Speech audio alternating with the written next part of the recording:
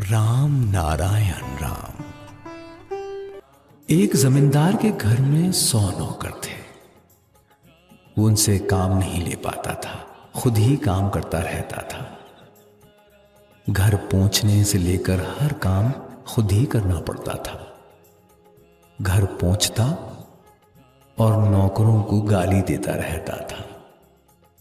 नौकर भी बाबू बाबू कहकर इधर उधर दौड़ता रहता था।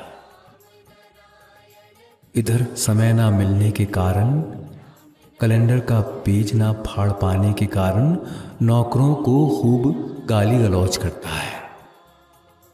दूसरे दिन देखा कि कैलेंडर में एक भी पन्ना नहीं। हर किसी ने समझा कि मुझे डांटा है, सही ढंग से काम ना कर पाने पर ऐसा होता है। इसीलिए हमें अपनी धमनियों को नियंत्रित करना होगा। नियंत्रित ना कर पाने तक ही कष्ट है। इसके लिए अभ्यास की जरूरत है।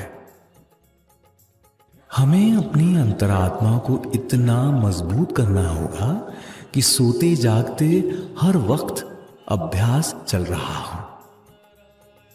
अगर सब सही ढंग से काम करें तभी प्रस्फुटित होगा।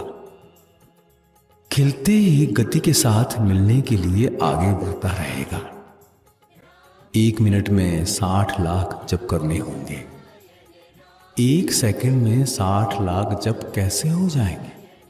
लेकिन तुम जप करने जाओगे तो कितने दिन लगेंगे, ये हिसाब करना होगा। 1 2 3 4 धीरे धीरे कह सकते हैं, जल्दी भी कह सकते हैं। जो उस्ताद हैं वो जल्दी जल्दी बोलते हैं। जितनी तेजी से बोलोगे उतनी सुविधा होगी। देखना सभी ग्रंथियां कैसे रास्ता बनाकर चलती रहेंगी। सूर्य की रोशनी सीधे नहीं आती है। ना जाने कितने पदार्थों को भेदते हुए वो इतनी दूर आती है। ऐसी ध्वनि है जो जहां है वो सा सा करके इसमें मिलती रहती है। बहुत बड़ी बात। ये सभी इतनी जागृत हो जाती हैं कि घर में सोए हैं, आंधी की आवाज सुनाई देती है, समुद्र की गर्जन सुनाई देती है। लगता है कि सब कुछ जैसे घर के बाहर ही हो रहा है, हालांकि वो कई मील दूर होता रहता है। बहुत दूर की चीज बहुत पास मान लो 1000 मील दूर की चीज 1 हाथ की दूरी पर जैसी दिखाई देती हो, वैसा दिखाई देगा।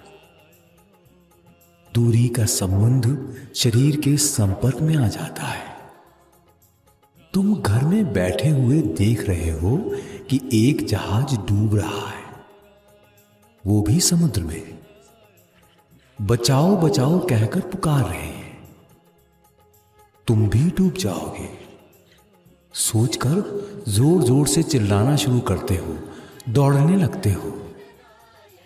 घर के लोग समझेंगे कि तुम पागल हो गए हो, पकड़कर तुम्हें सुई लगा देंगे। तुम कह रहे हो कि कुछ नहीं हुआ, कुछ नहीं हुआ, मगर कोई नहीं सुनेगा।